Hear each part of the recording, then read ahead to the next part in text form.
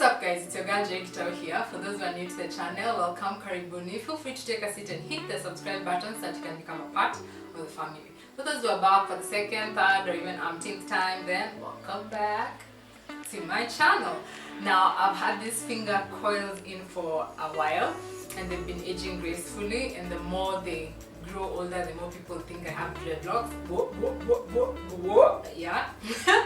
And I've been having so much fun with them, and one of the ways I've been having fun is just figuring out the different ways that I can style the hair into. So in today's video we'll be looking at 5 different ways that you can style old finger coils or just dreadlocks or any hair that can get into this shape.